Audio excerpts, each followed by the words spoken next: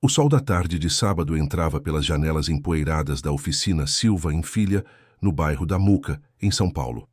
Marina Silva, 16 anos, estava deitada debaixo de um Chevrolet Opala 1978, com as mãos sujas de graxa até os cotovelos, ajustando a suspensão com a precisão de um cirurgião.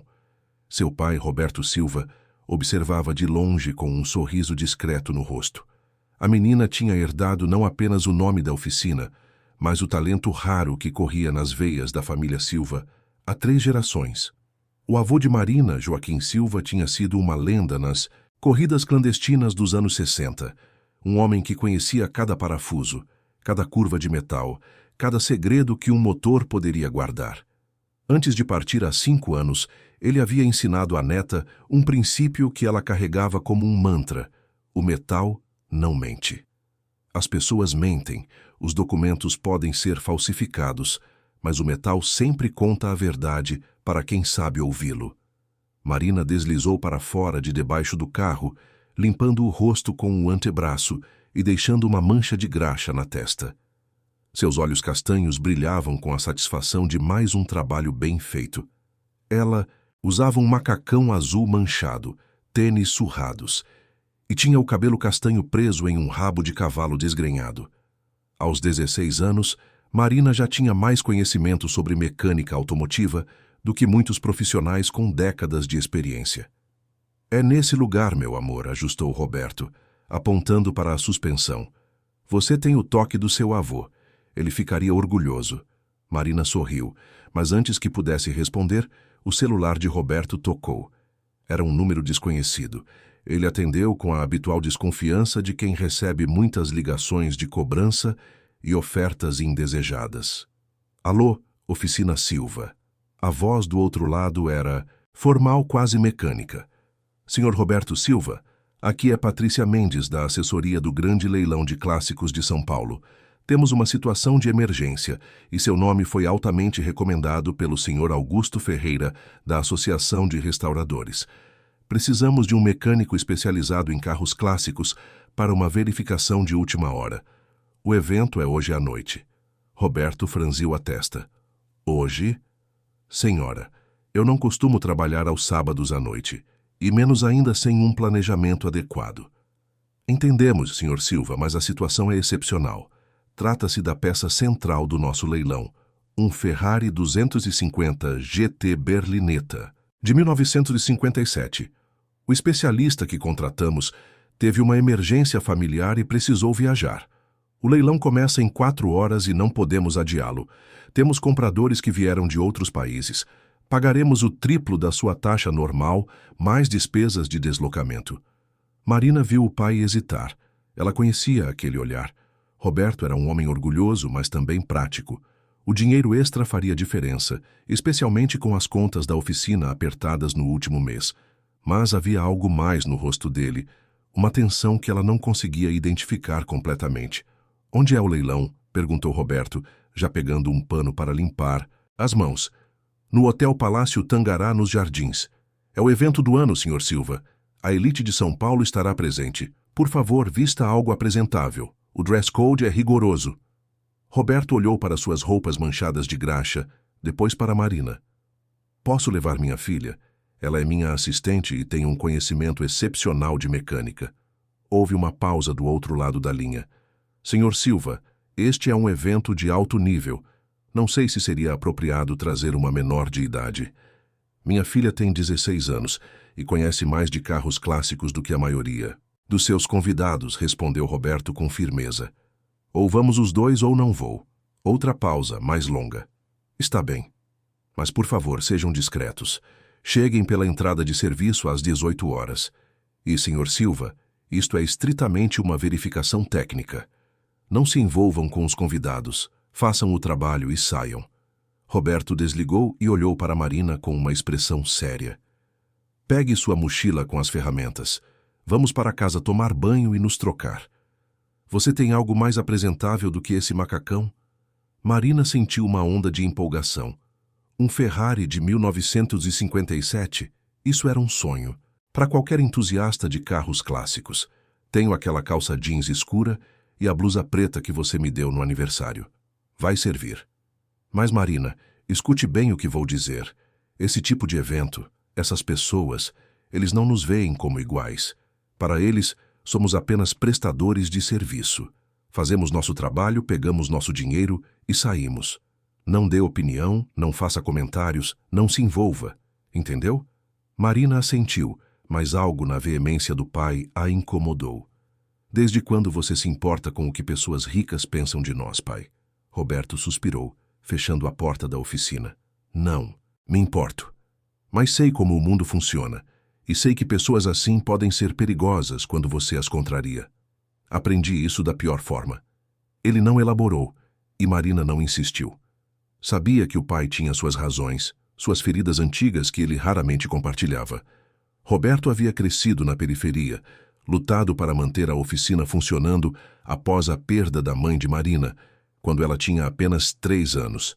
Ele era um homem que construiu tudo com as próprias mãos, literalmente, e que ensinara a filha a fazer o mesmo.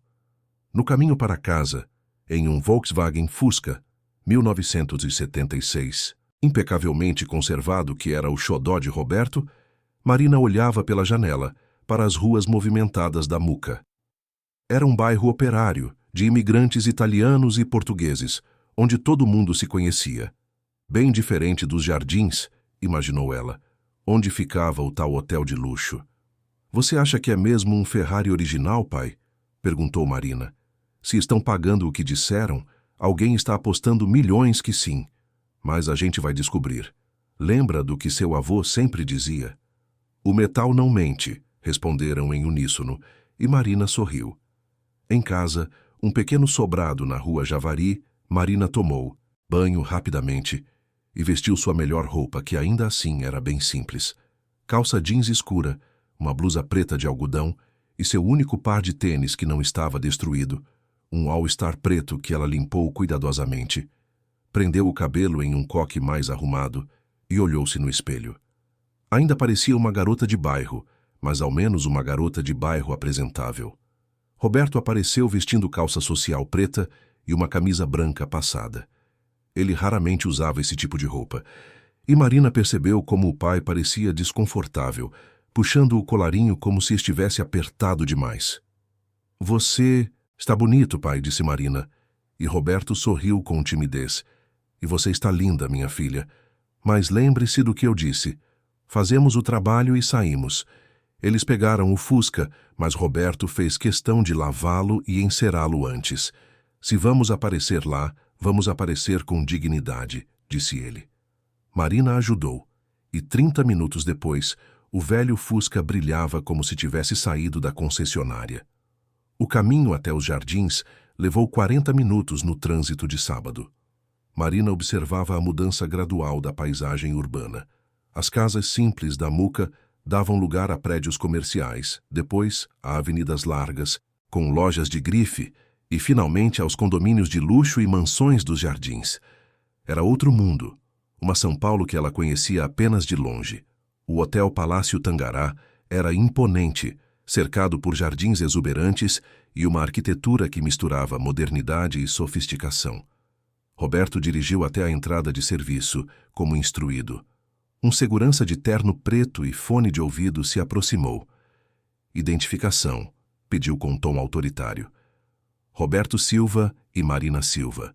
Viemos para a verificação técnica do Ferrari. O segurança conferiu uma lista em seu tablet e acenou. Estacionem ali e procurem pela senhora Patrícia Mendes na entrada. Ela os levará ao salão. Eles estacionaram o Fusca entre vans de catering e carros de funcionários. Marina percebeu como o velho carro destacava-se ali, mas de um jeito estranho, quase como se não pertencesse àquele lugar. Talvez não pertencesse mesmo. Patrícia Mendes era uma mulher de uns 40 anos, vestindo um tailleur cinza impecável, cabelo loiro preso em um coque elegante e uma expressão de eficiência corporativa. Ela olhou para Roberto e Marina com um misto de alívio e apreensão. Senhor Silva, que bom que chegaram. E esta deve ser sua filha.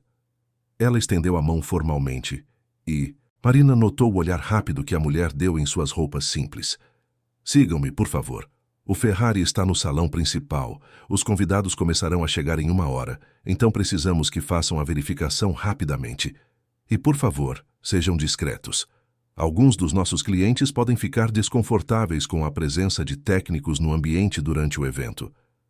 Marina sentiu o sangue ferver com o comentário velado, mas lembrou-se das palavras do pai. Discretos. Eles deveriam ser discretos, como se sua presença fosse algo a ser escondido. Ela apertou a alça da mochila onde carregava suas ferramentas e seguiu, em silêncio. O salão principal do hotel era espetacular. Lustres de cristal pendiam do teto alto, o piso de mármore refletia a luz suave e havia dezenas de carros clássicos posicionados estrategicamente, cada um sobre um tablado com iluminação especial. Marina viu um Corvette Stingray 1963, um Shelby Cobra 427, um Porsche 911 primeira geração. Cada carro valia uma fortuna, mas nenhum se comparava ao Ferrari. Ele estava no centro do salão, sob um holofote especial que fazia a pintura vermelho rosso Corsa brilhar como rubis líquidos. Um Ferrari 250 GT Berlinetta de 1957, uma das máquinas mais lendárias já criadas. Apenas alguns existiam no mundo e cada um valia milhões. Marina sentiu seu coração acelerar. Este é ele, disse Patrícia com orgulho. A peça central do nosso leilão. O lance inicial é de 20 milhões de reais. Temos 3 interessados sérios, um deles disposto a ir até 50 milhões. Roberto assobiou baixinho, impressionado. Marina se aproximou devagar do carro, como se estivesse diante de uma obra de arte sacra. E, de certa forma, era. Quanto tempo temos? Perguntou Roberto. 1 hora, é suficiente? Tem que ser, respondeu ele, já abrindo o capô do Ferrari com cuidado reverente. Marina começou a trabalhar, mas diferente do pai que se concentrava no motor, ela sentiu-se atraída pela estrutura do veículo. Passou os dedos pela lataria, sentindo cada curva, cada solda, cada rebite. Havia algo ali, algo que ela não conseguia definir ainda, mas que a incomodava. Uma sensação estranha, quase um sussurro do metal que seu avô lhe ensinara a ouvir. Pai, ela chamou baixinho. Este carro, algo está diferente.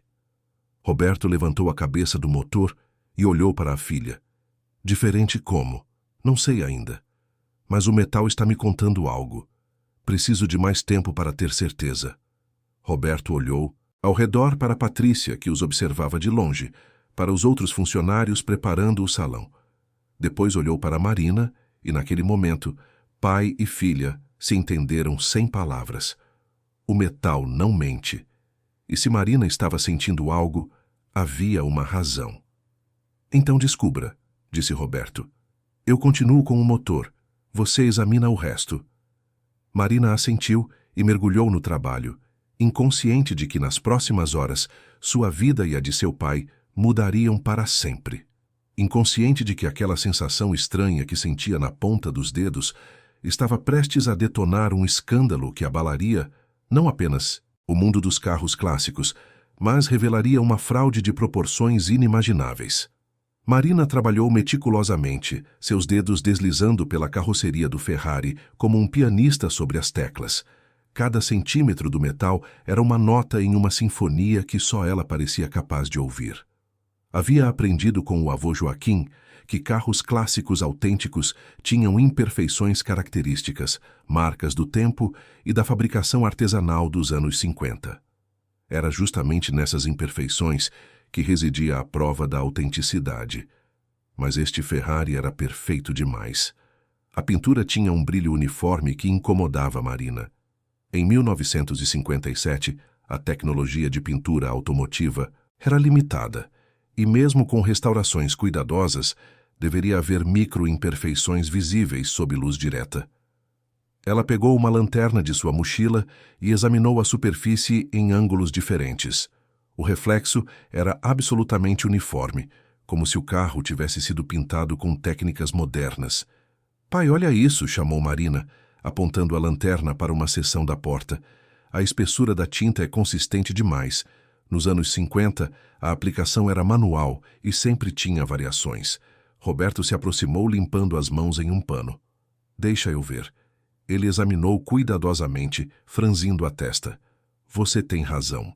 Isso aqui foi feito com pistola de pintura moderna, provavelmente com cabine de controle climático. Muito avançado para uma restauração de período. Marina sentiu o coração acelerar. Isso não era apenas suspeito. Era condenatório. Mas ela precisava de mais evidências. Deitou-se no chão de mármore frio, sem se importar com a sujeira que pudesse pegar em suas roupas, e deslizou sob o chassis do Ferrari. Foi então que viu os pontos de solda. Em 1957, soldas eram feitas manualmente, com pequenas irregularidades que contavam a história das mãos que as haviam criado. Mas estas soldas eram perfeitas, precisas como as produzidas por máquinas modernas de solda robotizada. Marina fotografou tudo com seu celular, suas mãos tremendo levemente, não de medo, mas de excitação nervosa. Isto estava errado. Muito errado. Pai, precisamos conversar, sussurrou ela, saindo de debaixo do carro. Agora. Roberto percebeu a urgência no tom da filha e a seguiu até um canto mais discreto do salão. O que você encontrou? Marina mostrou as fotos no celular, explicando em voz baixa cada detalhe. As soldas robotizadas, a pintura moderna, e ainda havia mais. Ela tinha notado que os rebites da carroceria eram uniformes demais, quando deveriam ter as marcas características de terem sido martelados à mão. E então havia os números de série no chassi. Pai, os números foram regravados, disse Marina, sua voz quase um sussurro. Eu posso ver as marcas. Usaram algum tipo de gravação a laser. Mas laser de precisão industrial só foi desenvolvido nos anos 90. Este carro não pode ter sido fabricado em 1957. Roberto ficou pálido. Marina, você tem certeza absoluta disso? Absoluta. Este Ferrari é falso. Ou melhor, pode até ser um Ferrari, mas não de 1957. Provavelmente pegaram um modelo mais recente e modificaram para parecer com o original. A adulteração foi feita por especialistas, mas não especialistas o suficiente para enganar quem realmente entende. E agora? O que fazemos? Roberto olhou ao redor, vendo Patrícia conversando com outros organizadores, os convidados começando a chegar, vestidos com ternos caríssimos e vestidos de gala. Havia garçons circulando com bandejas de champanhe, músicos afinando instrumentos para a apresentação. Era um evento milionário, e eles estavam prestes a explodir uma bomba que destruiria tudo. Precisamos avisar os organizadores, disse Roberto finalmente. Não podemos deixar alguém pagar 50 milhões em um carro falso. Marina concordou, mas sentiu um aperto no estômago. Sabia que aquela não seria uma conversa fácil. Eles se aproximaram de Patrícia, que os recebeu com um sorriso profissional. E então, Sr. Silva, o Ferrari está em ordem? Na verdade, Sra. Mendes, precisamos conversar em particular. É urgente. O sorriso de Patrícia vacilou. Urgente? Sr. Silva, o leilão começa em 15 minutos. O que aconteceu? Marina respirou fundo. Encontramos inconsistências graves no Ferrari. Acreditamos que ele não é autêntico. O rosto de Patrícia ficou lívido. Como assim não é autêntico? Temos 3 especialistas independentes que certificaram este carro. Temos documentação da própria Ferrari na Itália. Temos a cadeia de proveniência completa desde 1957. Vocês estão me dizendo que todos esses profissionais estavam errados? Estou dizendo o que o metal está me contando, respondeu Marina com firmeza. E o metal não mente. Antes que Patrícia pudesse responder, uma voz grave e confiante interrompeu a conversa. Algum problema aqui? Marina se virou e viu um homem de aproximadamente 50 anos, alto, cabelos grisalhos perfeitamente penteados, vestindo um terno que provavelmente custava mais do que um ano de faturamento da oficina Silva. Seus olhos eram azuis e frios, e havia neles uma inteligência calculista que fez Marina sentir um arrepio na espinha. Senhor Fonseca, disse Patrícia rapidamente nervosa, estes são os técnicos que contratamos para verificar o Ferrari. Eles estavam apenas terminando o trabalho. Eduardo Fonseca. Marina tinha lido sobre ele. um dos homens mais ricos do Brasil, magnata da tecnologia, fundador da Fonseca Tech, empresa que controlava uma fatia significativa do mercado de softwares corporativos no país. Era conhecido por sua inteligência implacável nos negócios e por sua coleção particular de carros clássicos, uma das maiores da América Latina. Fonseca olhou para Roberto e Marina com uma expressão que misturava curiosidade e desprezo mal disfarçado. "Vocês são mecânicos?" "Sim, senhor", respondeu Roberto. "Roberto Silva, e esta é minha filha, Marina. Temos uma oficina especializada em restauração de clássicos na Muca." "A Muca", repetiu Fonseca, e havia algo no tom que fez Marina cerrar os punhos. "Um bairro honesto, de gente trabalhadora. Que bom saber que ainda temos artesãos por aqui. E o Ferrari está aprovado?" Marina sentiu o pai hesitar ao seu lado. Era a chance de recuar, de dizer sim, pegar o dinheiro e ir embora. Mas ela pensou no avô Joaquim, no princípio que ele havia martelado em sua cabeça desde criança. A verdade não era negociável. O metal não mentia e ela também não deveria mentir. "Não, senhor." "Fonseca", disse Marina, e sentiu 3 pares de olhos se virarem para ela com intensidade. "O Ferrari não está aprovado. Encontramos evidências de que ele não é autêntico." O silêncio que se seguiu foi pesado. Fonseca olhou para Marina como se a estivesse vendo pela primeira vez realmente. Não apenas como mais uma funcionária de serviço, mas como alguém que havia acabado de se tornar um problema. "Evidências", disse ele lentamente, o tom perigosamente calmo. Que tipo de evidências uma menina de 16 anos poderia ter encontrado que 3 especialistas com décadas de experiência não encontraram? Marina sentiu o sangue ferver com a palavra menina dita daquele jeito, mas manteve a voz firme. Soldas robotizadas que não existiam em 1957. Pintura com uniformidade de cabine climatizada moderna. Rebites com precisão de máquina industrial. E o mais importante, números de série regravados com tecnologia de laser, que só foi desenvolvida nos anos 90. Fonseca a estudou em silêncio por um longo momento. Depois, surpreendentemente, sorriu. Um sorriso que não chegou aos olhos. "Você é observadora. Seu pai deve ter te ensinado bem. Mas veja bem, Marina, é esse seu nome? Marina da Muca. Você está acusando alguns dos maiores especialistas em Ferrari do mundo de incompetência ou fraude. Está dizendo que a documentação da própria Ferrari na Itália está errada. Está sugerindo que a cadeia de proveniência deste carro, que remonta a 1957, foi toda falsificada. Você percebe o peso do que está dizendo?" "Percebo, senhor. Mas também percebo o peso de ficar calada e deixar alguém pagar 50 milhões de reais em uma fraude." A palavra fraude ecoou no espaço entre eles como um tiro. Patrícia ofegou. Roberto colocou uma mão protetora no ombro da filha, mas Fonseca continuou sorrindo aquele sorriso frio. "Marina, posso te fazer uma pergunta? Pessoal, você já viu 50 milhões de reais na vida? Já esteve em uma situação onde esse tipo de dinheiro estava em jogo? Já teve que tomar decisões que poderiam afetar a vida de centenas de pessoas, a reputação de instituições inteiras?" Marina não respondeu, sentindo para onde a conversa estava indo. "Eu cresci pobre, Marina. Mais pobre do que você provavelmente imagina. Vim da cidade Tiradentes, um dos bairros mais violentos de São Paulo. Construí meu império do zero, com trabalho e inteligência. E sabe o que aprendi? Que no mundo dos negócios a percepção é mais valiosa que a realidade. Este Ferrari pode não ser perfeito, mas ele representa algo maior. Representa história, prestígio, status, e há pessoas dispostas a pagar por isso. Então o senhor está admitindo que sabe que o carro é falso? Eu estou dizendo que a autenticidade é um conceito relativo. Este carro tem documentação impecável, foi examinado por especialistas renomados, tem valor de mercado estabelecido. Quem é você, uma mecânica adolescente de um bairro operário, para questionar todo esse sistema? A arrogância nas palavras de Fonseca era palpável, mas havia algo mais, algo que Marina percebeu no brilho calculista de seus olhos. Ele não estava apenas defendendo o carro.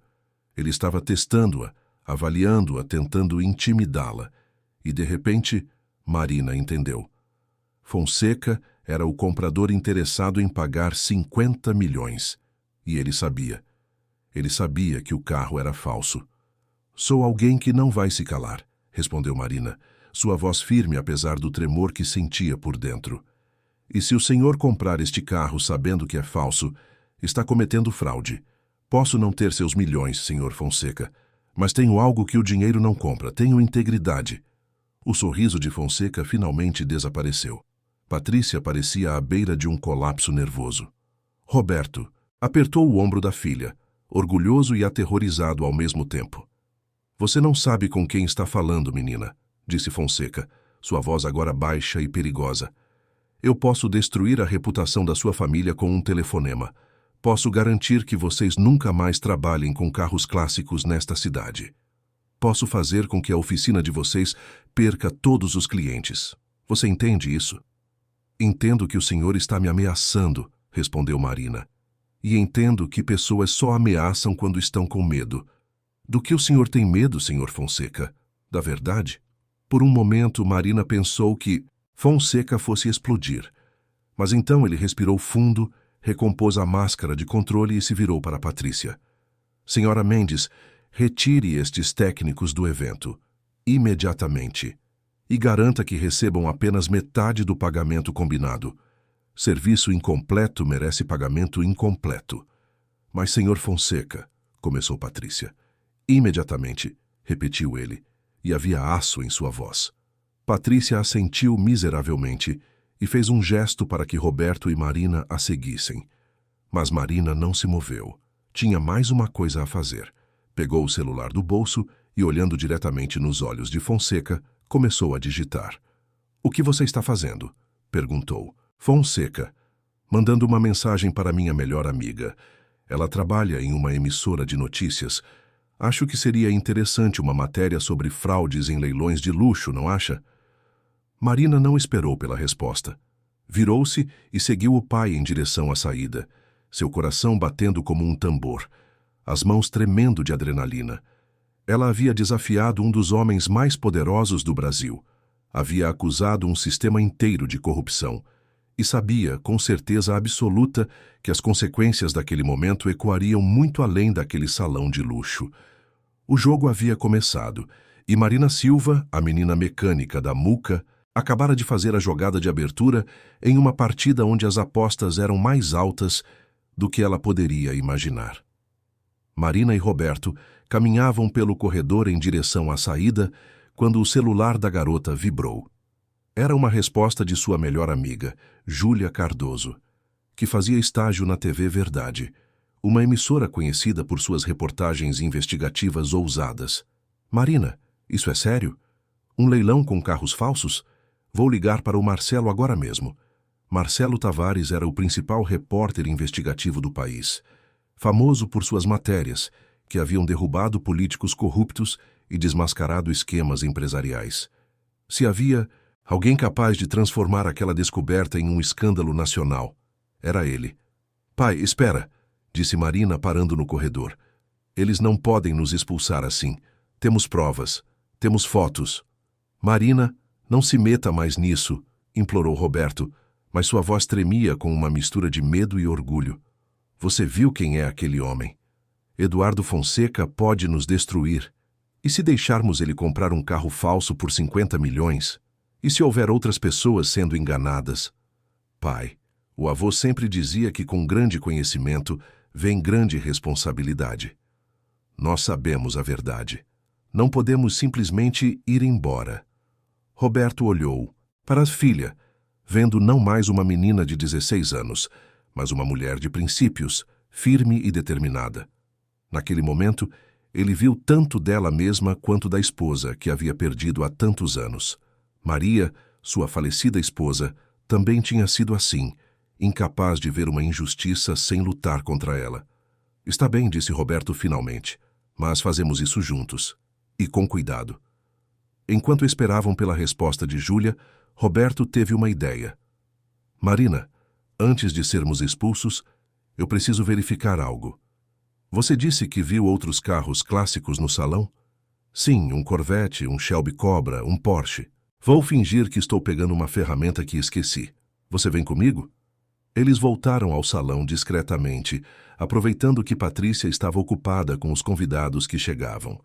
O leilão estava prestes a começar, e o salão agora fervilhava com pessoas elegantes, conversas em vários idiomas e garçons circulando com champanhe.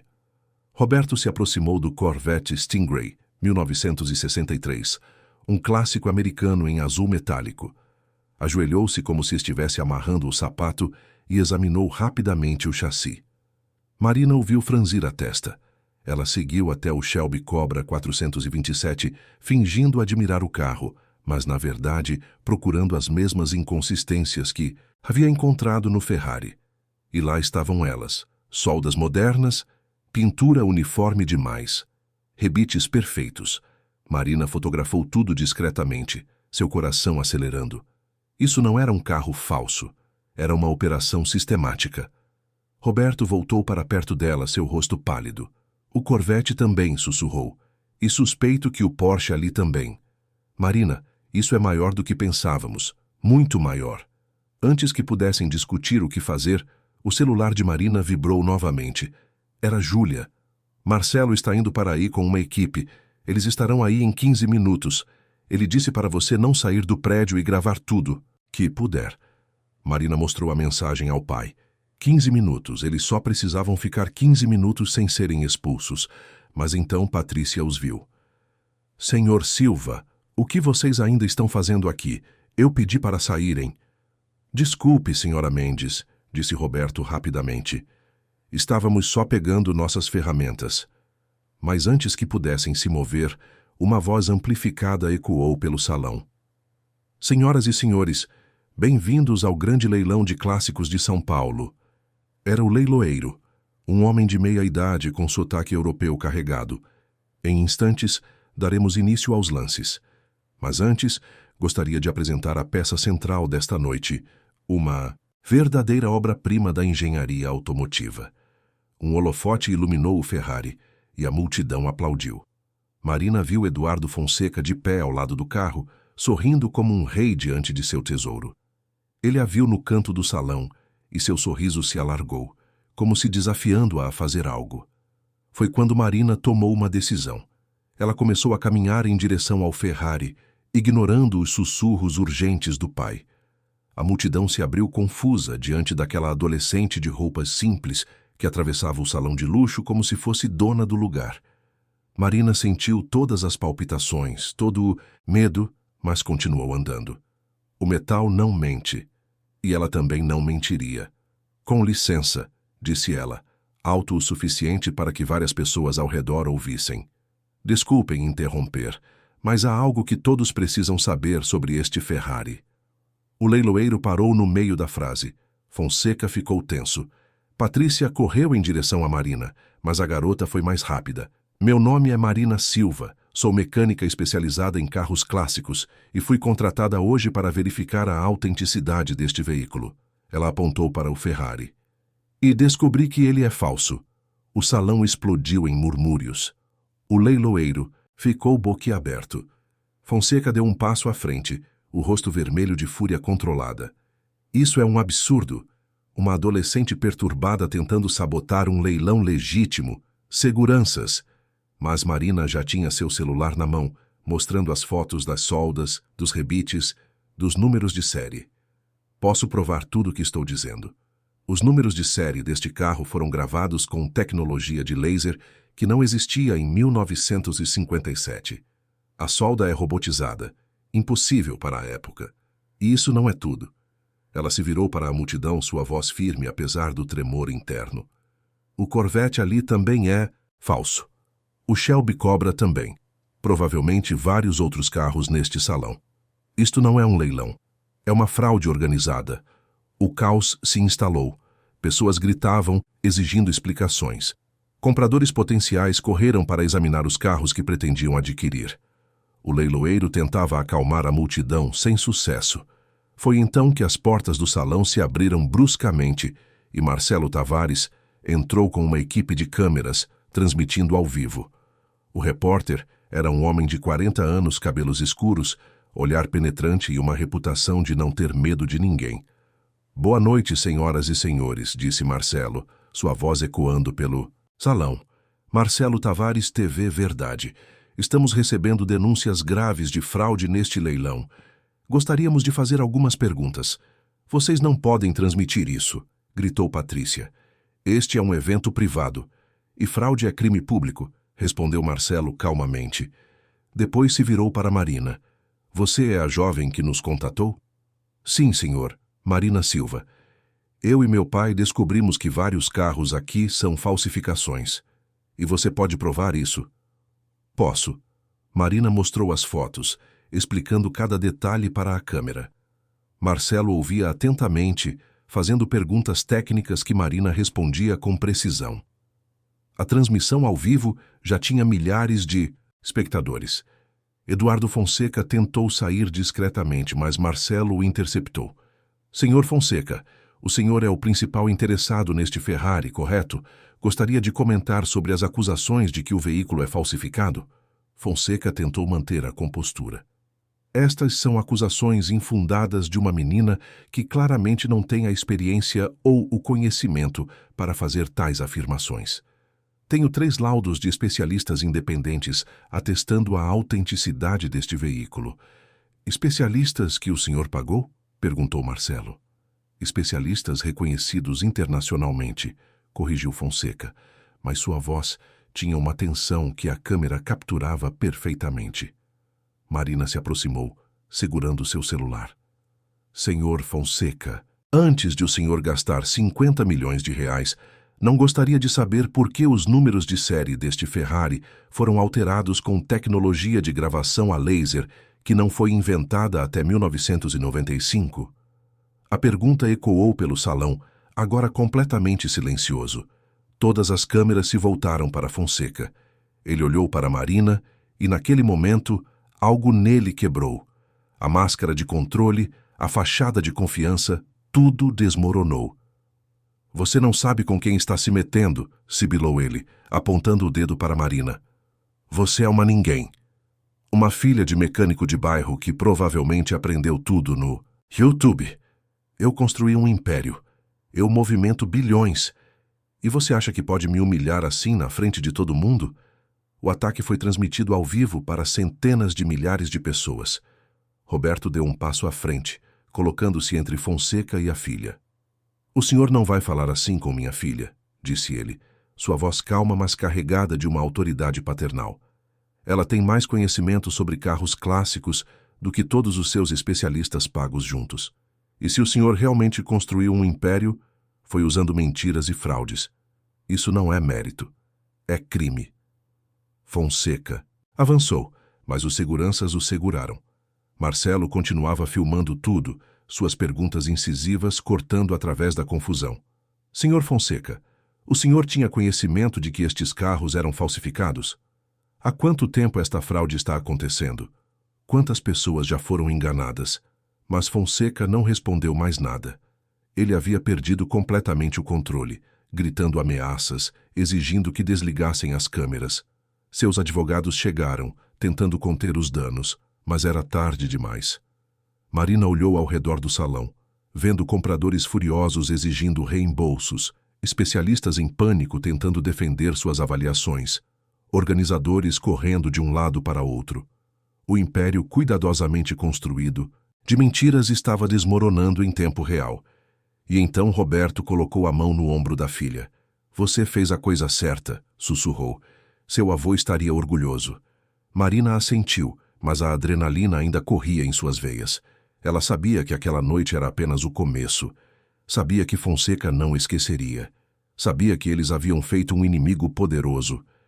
Mas ela também sabia, com certeza absoluta, que havia feito a coisa certa. O metal não mentia. E quando confrontada com uma escolha entre silêncio conveniente e verdade inconveniente, Marina Silva havia escolhido a verdade. As câmeras continuavam gravando enquanto a polícia chegava, convocada pelo tumulto. Marcelo Tavares, ainda transmitindo ao vivo, já falava em investigação federal, em outros leilões potencialmente fraudulentos, em um escândalo que poderia abalar o mercado de carros clássicos do mundo todo.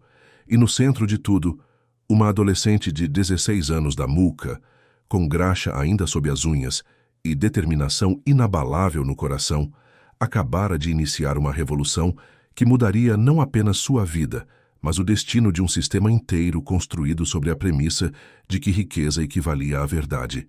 A noite se transformou em um furacão. Marina e Roberto ficaram no hotel até quase meia-noite, dando depoimentos à Polícia Federal e à Delegacia de Crimes Financeiros.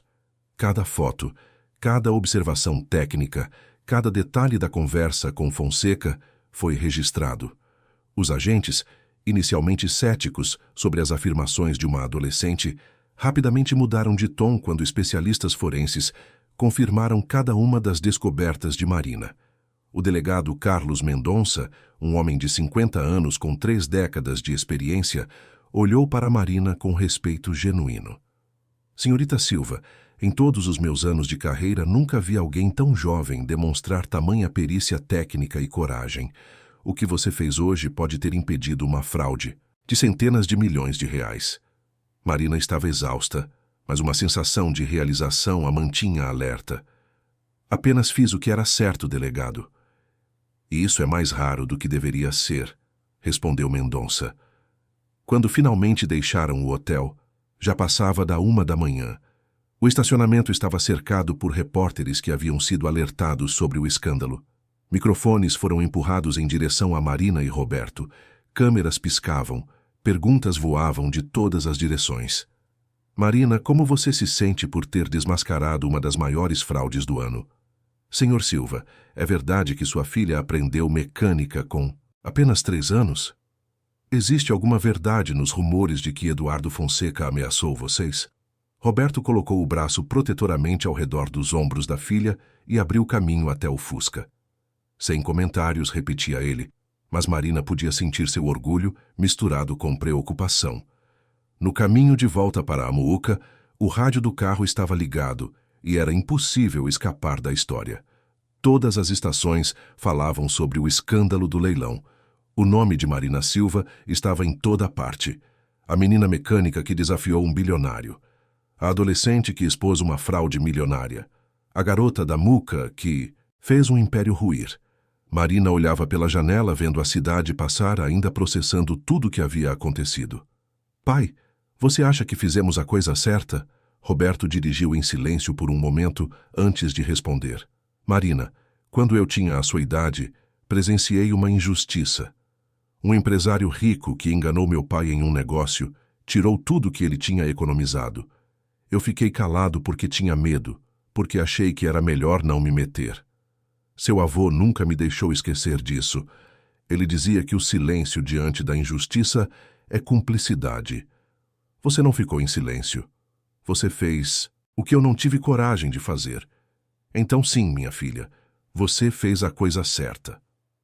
As palavras do pai fizeram Marina sentir um calor no peito, mas também um aperto de apreensão. Fonseca não esqueceria. Ela sabia disso. Quando chegaram em casa, Marina pegou seu laptop e viu que a transmissão ao vivo de Marcelo Tavares havia sido vista por mais de 2 milhões de pessoas. Os comentários eram uma mistura de apoio entusiástico e ataques venenosos. Orgulho do Brasil. Uma menina de 16 anos com mais caráter que muitos adultos. Isso é mentira. Eduardo Fonseca é um empresário respeitado. Esta garota deve estar sendo paga por concorrentes. Quem essa moleque pensa que é? Tem que respeitar os mais velhos. Essa garota é uma heroína. Finalmente alguém corajoso o suficiente para enfrentar os poderosos. Marina leu tudo, seu coração oscilando entre orgulho e medo. Depois foi para a cozinha, onde encontrou seu pai fazendo café, mesmo sendo quase 2 da manhã. Nenhum dos dois conseguiria dormir. Amanhã vai ser um dia difícil, disse Roberto. As pessoas vão querer falar com você. Repórteres, advogados, talvez mais policiais. Eu sei. E os clientes da oficina? Você acha que vamos perder trabalho por causa disso? Roberto suspirou. Alguns vão nos apoiar, outros vão ter medo de se associar conosco. Eduardo Fonseca não é o tipo de homem que aceita derrota. Como se invocado pelas palavras, o celular de Marina tocou. Era um número desconhecido. Ela atendeu hesitante. Alô? Marina Silva? A voz era feminina, profissional. Meu nome é doutora Beatriz Almeida. Sou advogada especializada em direito empresarial.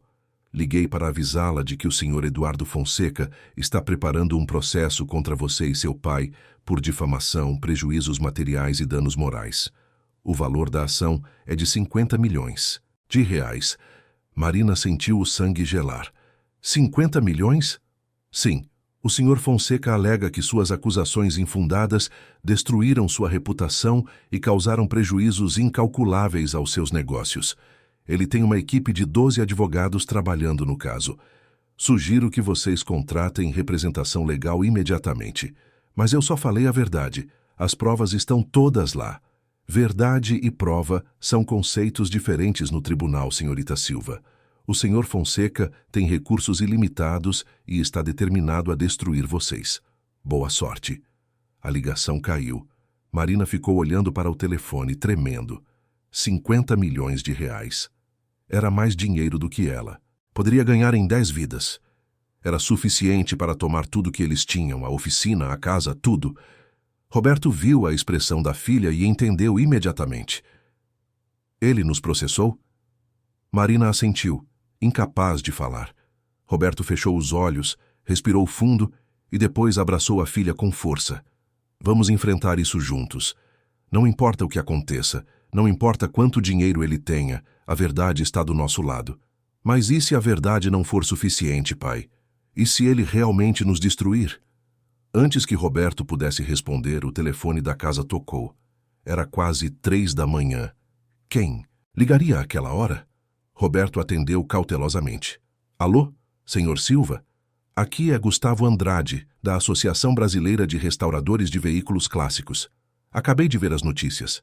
Senhor, o que sua filha fez hoje foi extraordinário. A comunidade de restauradores está se mobilizando para apoiá-los. Não vamos deixar Eduardo Fonseca intimidar vocês. A ligação foi seguida por outras. Colegas mecânicos, especialistas em carros clássicos, até donos de oficinas concorrentes ligaram para oferecer apoio. As redes sociais explodiram com hashtags como Justiça para Marina e Verdade acima do dinheiro. Pessoas comuns, trabalhadores, estudantes, todos se identificavam com a história da garota que desafiou o sistema. Na manhã, seguinte domingo, Marina acordou com apenas 3 horas de sono e encontrou uma multidão na frente de sua casa. Repórteres, vizinhos, apoiadores. A rua tranquila da Muca havia se transformado em um circo midiático. Roberto teve que abrir caminho para que Marina pudesse sair. Um carro da Polícia Federal estava estacionado na frente da casa, providenciado pelo delegado Mendonça como medida de segurança. Fonseca havia feito ameaças veladas e a polícia estava levando a sério.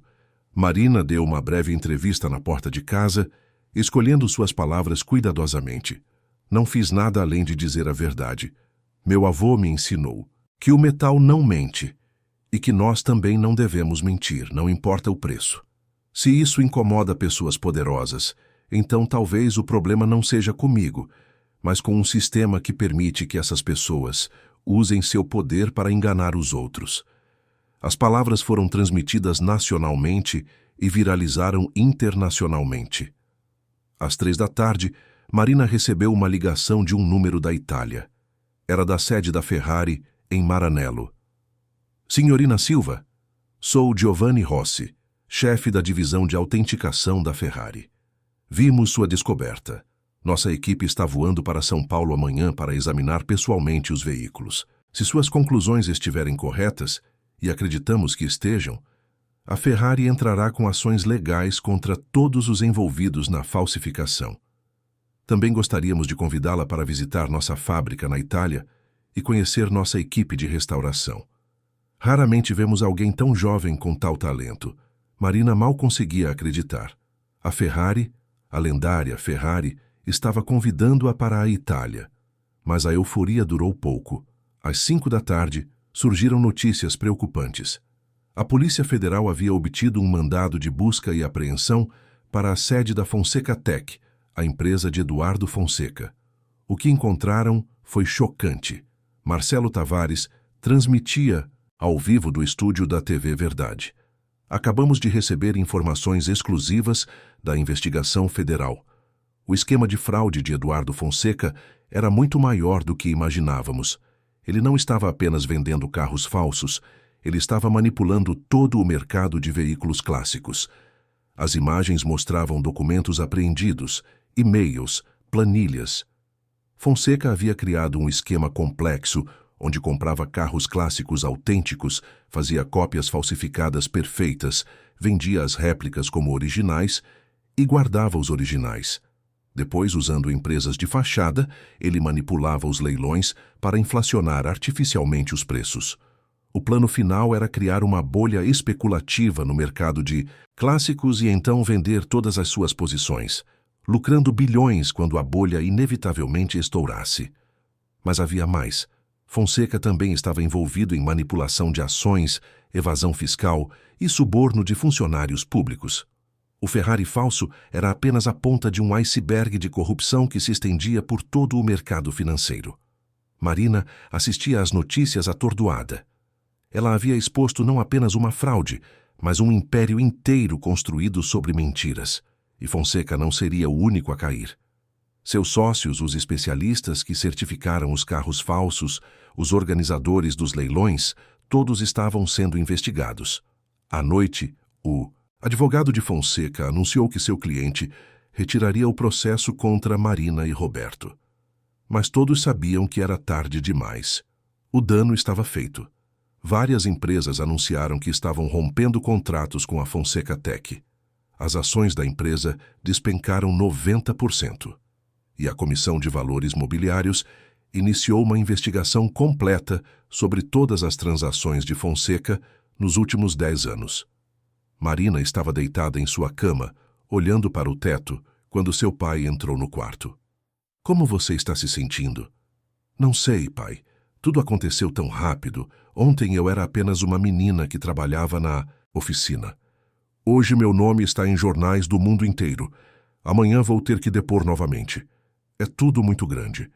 Roberto sentou-se na beira da cama.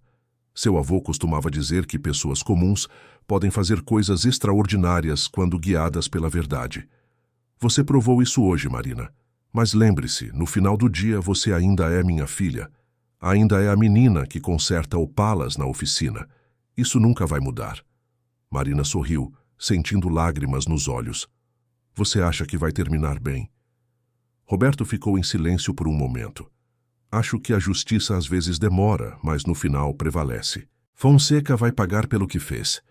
E quanto a nós, vamos continuar fazendo o que sempre fizemos: consertar carros e viver com honestidade. O resto vamos enfrentar conforme vier. Marina assentiu e fechou os olhos. Lá fora, a rua finalmente estava silenciosa. Os repórteres haviam ido embora. Os vizinhos voltado para suas casas. Era apenas mais uma noite na Muca. Mas Marina sabia que nada seria igual de novo. Ela havia cruzado uma linha, desafiado um gigante, e agora teria que viver com as consequências de sua coragem. Os meses seguintes foram um turbilhão. A investigação federal sobre Eduardo Fonseca e sua rede de fraudes se expandiu rapidamente, revelando uma teia de corrupção que alcançava outros países. Leilões na Europa, Estados Unidos e Ásia foram investigados. Dezenas de carros falsificados foram identificados. Compradores lesados receberam restituições e toda uma indústria foi sacudida até os alicerces. Marina teve que se adaptar a uma nova realidade. A oficina Silva e Filha, que antes mal conseguia pagar as contas, agora recebia pedidos de autenticação de todas as partes do mundo. Roberto teve que contratar 2 assistentes para dar conta da demanda. O antigo espaço modesto foi reformado, equipado com tecnologia de ponta para análises mais precisas, mas mantendo o caráter familiar que sempre o definiu. Em abril, 3 meses após o escândalo, Marina foi convidada a testemunhar perante uma comissão parlamentar especial criada para investigar fraudes em leilões de luxo e propor nova legislação. Era uma terça-feira chuvosa quando ela e Roberto chegaram ao Congresso Nacional em Brasília. Marina vestia um conjunto social simples, mas elegante, comprado especialmente para a ocasião. Seus cabelos estavam presos em um coque profissional, mas seus olhos mantinham aquele brilho determinado que havia se tornado sua marca registrada. A sala de audiências estava lotada. Deputados, senadores, jornalistas, especialistas em arte e veículos clássicos, todos ali para ouvir a jovem que havia exposto um dos maiores escândalos financeiros da década. Marina sentou-se à mesa de testemunhas, o microfone à sua frente parecendo enorme e intimidador.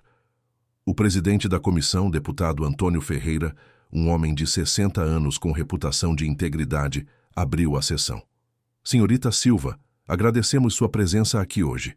Sua coragem e perícia técnica não apenas expuseram uma fraude, mas iniciaram uma discussão nacional sobre como protegemos compradores e mantemos a integridade em mercados de alto valor.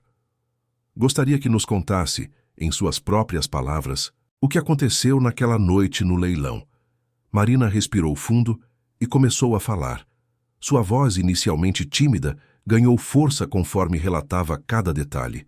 Ela não poupou ninguém, descrevendo a arrogância de Fonseca, o desprezo classista, as ameaças veladas. Mas também falou sobre seu avô, sobre o princípio de que o metal não mente, sobre a importância da verdade acima de tudo. Quando terminou, houve um silêncio respeitoso na sala. Então, um dos senadores, uma mulher chamada Márcia Oliveira, conhecida por suas posições progressistas, fez uma pergunta. Senhorita Silva, você enfrentou um dos homens mais poderosos do país. Não teve medo? Tive muito medo, senadora, respondeu Marina honestamente. Mas meu avô me ensinou que coragem não é ausência de medo. É fazer a coisa certa apesar do medo. E eu sabia que se ficasse calada, estaria traindo tudo que ele me ensinou, tudo que meu pai me ensinou. Mais do que isso, estaria traindo todas as pessoas que trabalham honestamente e são constantemente desvalorizadas por um sistema que assume automaticamente que riqueza equivale à verdade. As palavras de Marina ecoaram pela sala e foram transmitidas ao vivo para todo o país. Jornais do dia seguinte destacariam aquela frase. Riqueza não equivale à verdade. Tornou-se um slogan de movimentos sociais, um grito de guerra contra a desigualdade e a corrupção. A comissão parlamentar, baseada no testemunho de Marina e de outros especialistas, criou uma nova legislação. Todos os leilões de itens de luxo acima de R$ 1 milhão agora exigiriam autenticação independente por pelo menos 3 especialistas não afiliados ao vendedor ou organizador. Além disso, foi criado o Protocolo Marina Silva, um conjunto de diretrizes técnicas para a autenticação de veículos clássicos, que se tornou o padrão internacional da indústria. Marina não havia processado o significado completo de ter um protocolo com seu nome até ver a placa em uma convenção internacional de restauradores em São Paulo. Protocolo Marina Silva para a autenticação de veículos históricos. Era surreal e emocionante ao mesmo tempo. Mas foi em maio, quando o julgamento de Eduardo Fonseca finalmente aconteceu, que a história chegou ao seu clímax emocional.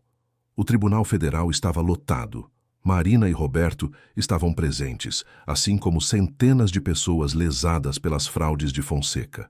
O empresário, que meses antes exalava arrogância e poder, agora parecia diminuído, envelhecido, derrotado. As provas eram irrefutáveis. As comunicações encriptadas de Fonseca detalhando seus esquemas. Os depoimentos de ex-funcionários. As análises forenses dos carros falsificados. Os rastros financeiros mostrando como ele havia manipulado mercados. Tudo construía um caso sólido demais para ser contestado. No último dia do julgamento, Marina foi chamada para dar uma declaração de impacto. Ela caminhou até o microfone, vendo Fonseca pela primeira vez desde aquela noite no leilão. Ele a olhou, e Marina viu não mais o homem poderoso que a havia intimidado, mas alguém que havia apostado tudo em mentiras e perdido. Eduardo Fonseca me disse que eu era ninguém, começou Marina, sua voz firme. Disse que eu era apenas uma filha de mecânico de bairro que não tinha direito de questioná-lo. Ele estava certo em uma coisa. Eu sou filha de um mecânico, mas meu pai é o homem mais honesto que conheço. Ele me ensinou que nossa riqueza não está em contas bancárias, mas em nossa integridade. O Sr. Fonseca construiu um império baseado em mentiras, acreditando que sua riqueza o colocava acima da verdade. Mas aprendeu que não importa quantos bilhões você tenha, não importa quão poderoso você pense que é, a verdade não se importa com sua conta bancária.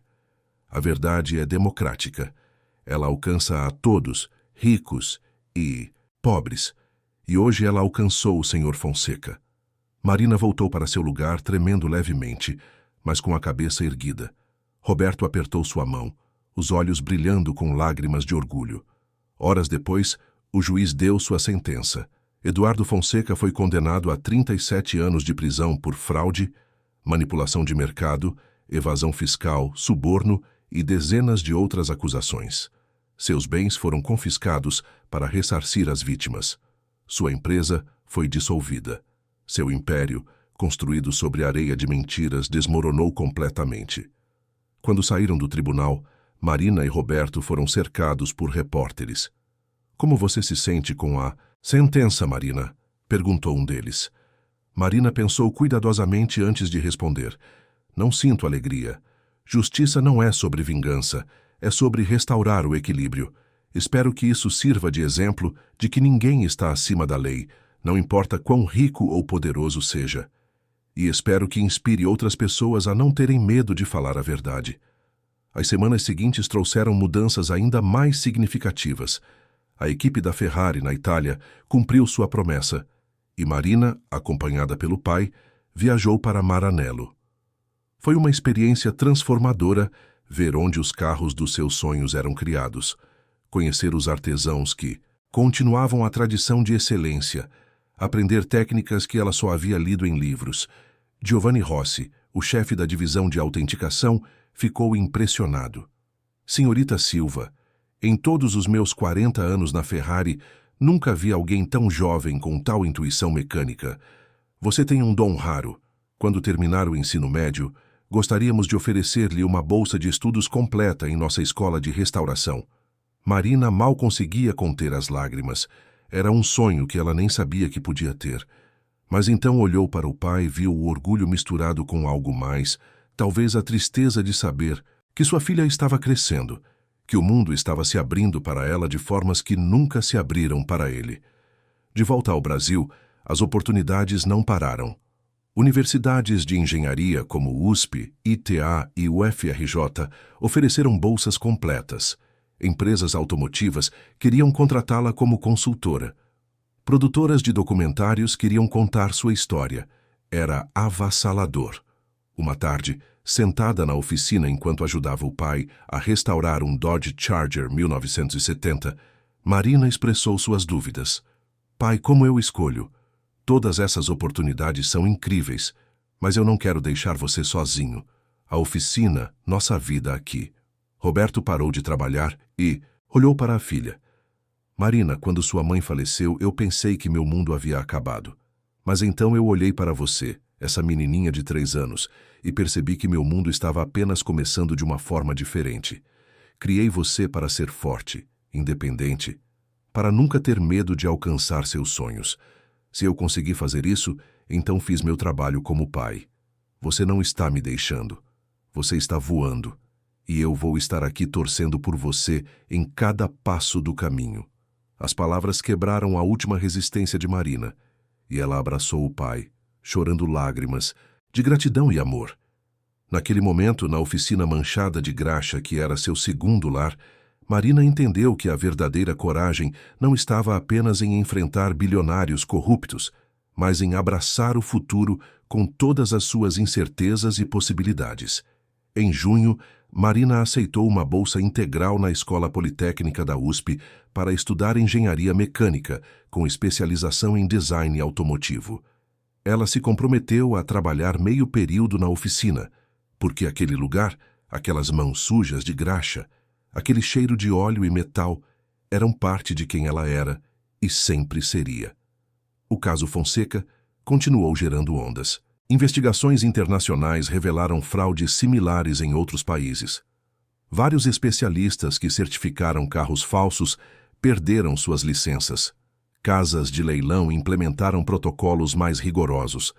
E trabalhadores de classe operária, antes marginalizados naquele mundo elitista, de repente encontraram portas se abrindo, suas habilidades sendo valorizadas, suas vozes sendo ouvidas.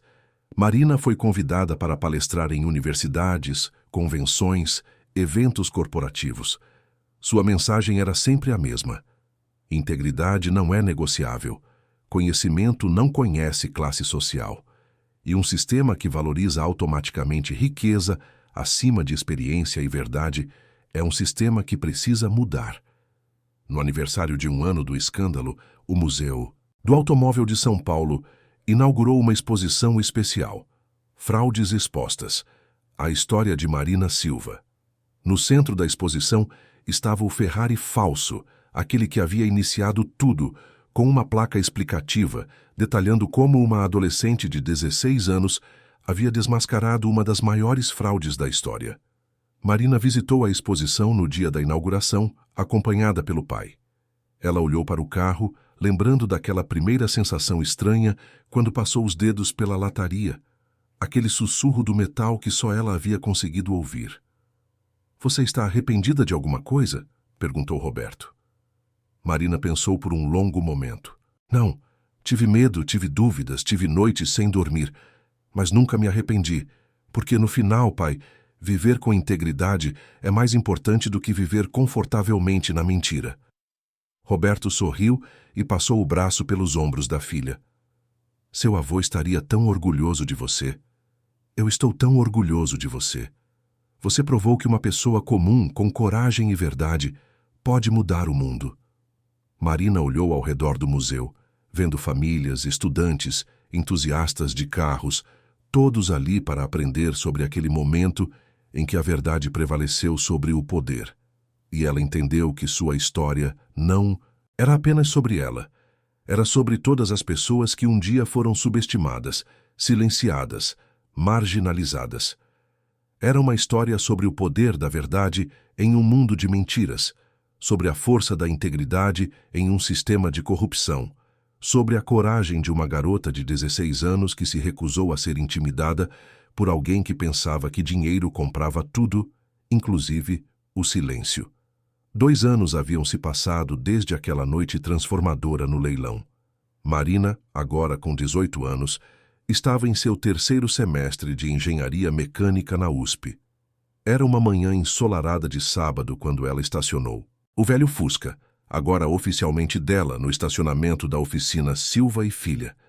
Algumas coisas nunca mudavam, e seu amor por aquele lugar era uma delas. A oficina havia se transformado. O que antes era um espaço modesto, agora tinha equipamentos de última geração, uma equipe de 5 mecânicos especializados e uma lista de espera de 3 meses. Roberto havia se tornado o consultor de autenticação mais requisitado do Brasil, viajando pelo país e ocasionalmente para o exterior para verificar veículos de alto valor. Mas todos os sábados, sem exceção, ele estava na oficina, as mãos sujas de graxa, fazendo o que sempre amou. Marina entrou e encontrou o pai trabalhando em um Mercedes-Benz 300 SL Gullwing de 1955, uma verdadeira obra de arte automotiva. Ele levantou a cabeça e sorriu ao vê-la. "Bom dia, minha engenheira favorita. Veio me ajudar com esse temperamental alemão aqui?" Marina riu e pegou seu macacão, o mesmo que usava anos atrás, agora com alguns remendos, mas ainda confortável como uma segunda pele. "Claro. O que temos?" Eles trabalharam lado a lado em silêncio confortável, aquela sincronia que só anos de parceria podiam criar. Não precisavam de muitas palavras. Um olhar, um gesto, e sabiam exatamente o que o outro estava pensando. Era uma dança que haviam aperfeiçoado desde que Marina era pequena. "Como estão as aulas?" perguntou Roberto eventualmente, a voz abafada pelo motor. "Desafiadoras, mas boas.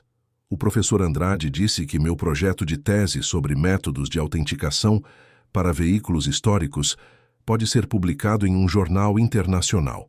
Roberto parou de trabalhar e olhou para a filha com orgulho. "Claro que pode. Você revolucionou toda uma indústria com 16 anos. Imagine o que vai fazer com um diploma de engenharia. Marina sorriu, mas havia uma tristeza em seus olhos. Às vezes, eu sinto falta de como as coisas eram simples antes, pai. Quando era só eu e você, consertando carros, sem toda essa atenção, sem toda essa pressão.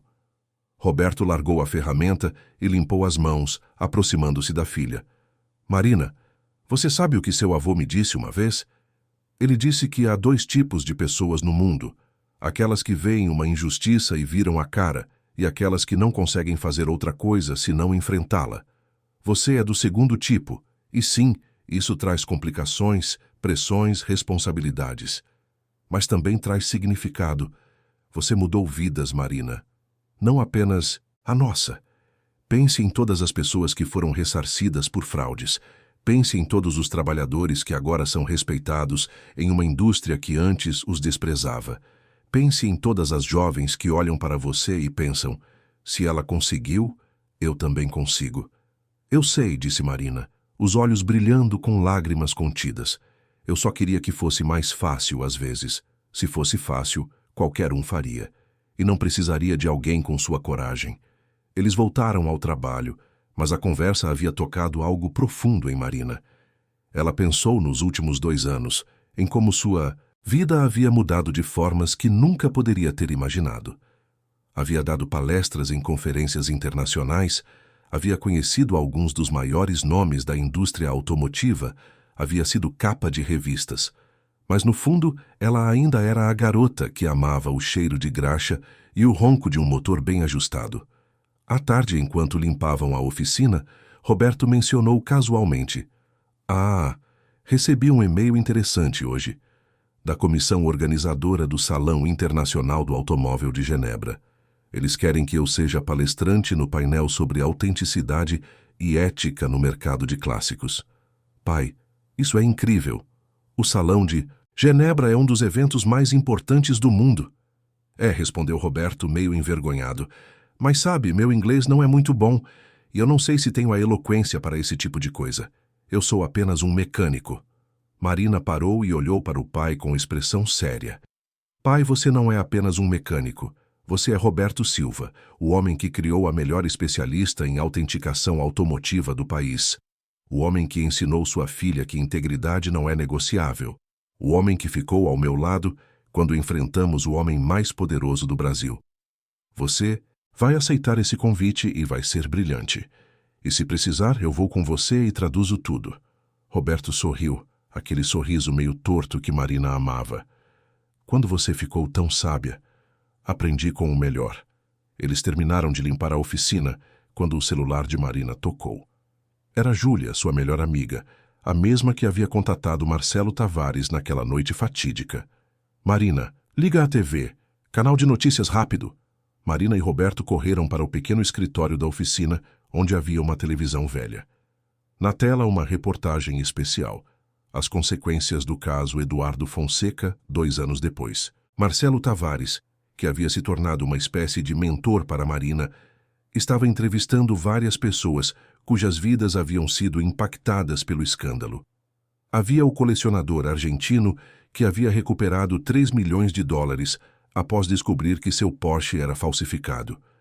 Havia o jovem mecânico da periferia que havia conseguido um emprego em uma casa de leilão prestigiosa após ver a história de Marina. Havia a professora que usava o caso em suas aulas de ética empresarial. E então, para surpresa de Marina, havia Eduardo Fonseca. Ele estava em uma prisão federal, visivelmente envelhecido, mas havia algo diferente em seus olhos. A arrogância havia desaparecido, substituída por algo que parecia arrependimento genuíno. "Eu passei minha vida inteira construindo um império baseado em mentiras", dizia Fonseca na tela. "Acreditei que minha inteligência me dava o direito de manipular outros. Desprezei pessoas que eu considerava inferiores, e no final, uma garota de 16 anos me ensinou a maior lição da minha vida. A verdade tem um peso que nenhuma quantidade de dinheiro pode mover. Eu mereço estar aqui.